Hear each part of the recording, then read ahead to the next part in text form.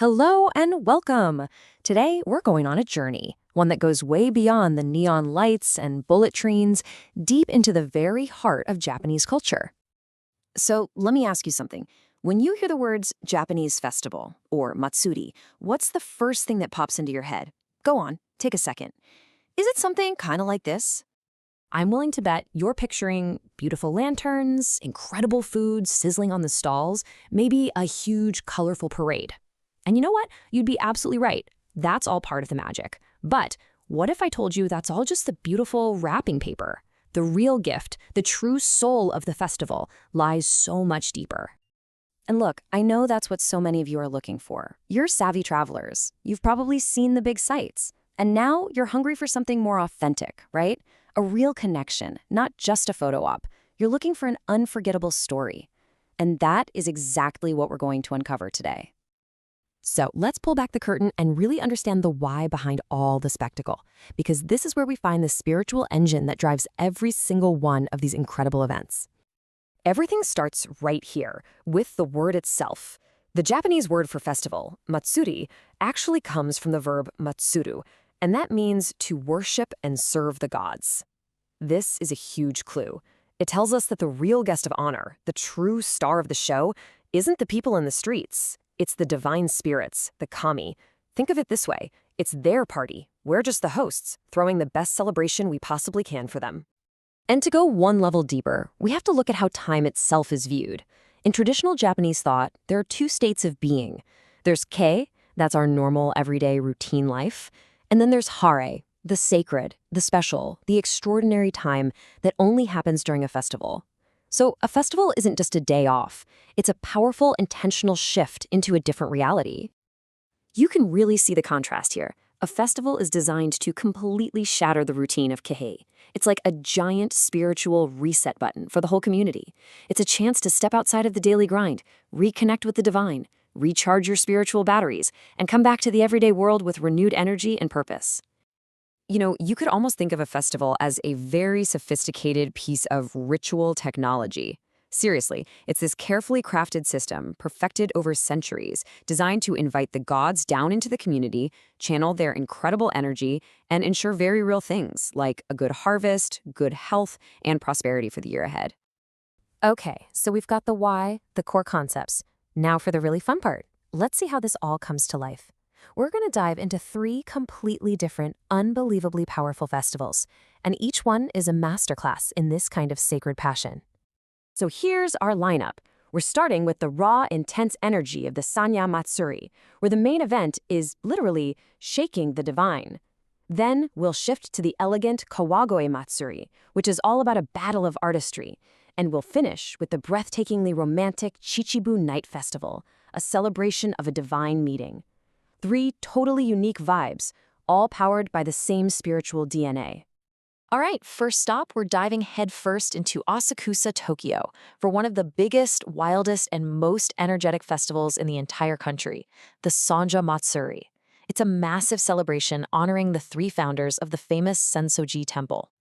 And to really get a feel for the raw power of this festival, you need to remember this number, 1 ton. That is the weight of just one of the main mikoshi, the portable shrines that carry the spirits of the gods through the streets. These are not parade floats. They are sacred, heavyweight vessels of divine energy. So what do they do with these 1-ton shrines?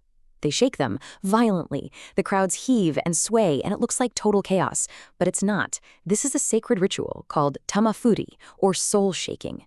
The belief is that by rocking the shrine, you amplify the god's power, literally showering the entire neighborhood with blessings and good fortune. It's chaos with a divine purpose. Okay, let's all take a deep breath and completely change gears. We're leaving that raw energy behind and stepping into a world of pure, refined elegance. Welcome to Kawagoe, a town nicknamed Little Edo, where the festival floats are so stunningly beautiful they're called moving museums. This celebration is a direct legacy of festivals once held for the shogun himself. I mean, just look at the craftsmanship here. We're talking intricate gilded carvings, incredible dolls of legendary heroes, and even a stage for live musicians and dancers. But here's the most amazing part: a brilliant telescoping mechanism. It was originally built so the floats could pass under old castle gates, but today it lets them duck under modern power lines. That clever piece of engineering literally saved this tradition from going extinct. The whole festival builds to this incredible climax called Hikawase. When these gorgeous floats meet at an intersection, they turn, face off, and launch into a passionate battle of traditional music and performance. There's no winner, no loser. It's just this thrilling, beautiful, symphonic showdown of community pride and artistry, all unfolding under the soft glow of paper lanterns. All right, for our final stop, we move from a battle of art to a divine love story. The Chichibu Night Festival, held in the crisp cold of December, is built around a beautiful myth, the once-a-year meeting between a goddess from the local shrine and a dragon god who lives on a nearby mountain.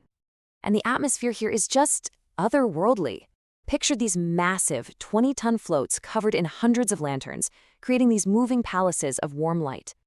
Now combine that with one of Japan's most famous and spectacular winter fireworks displays. That warm lantern glow against the cold night air, with these brilliant bursts of color overhead, it's a breathtaking fusion of sacred light and sound, all to celebrate this divine meeting. The energy hits its absolute peak right here at the Dongo Zaka Hill.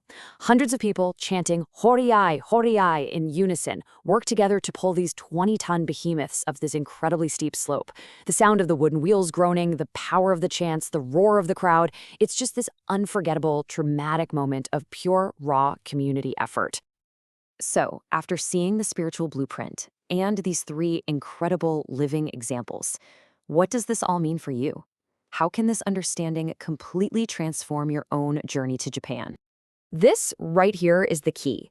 Festivals aren't just events to be watched from the sidelines. They are living cultural heritage. The moment you understand the why, the worship, the sacred time, the ritual, you stop being a tourist watching a show. You become a witness. You become a part of a profound story, connecting directly with the soul of a place and its people. This is the experience that's waiting for you. It's the opportunity to move beyond just sightseeing and into a space of true connection and understanding. You get to be part of the story. So, as you plan your next trip, the real question is this: do you want to just see Japan, or are you ready to touch its soul?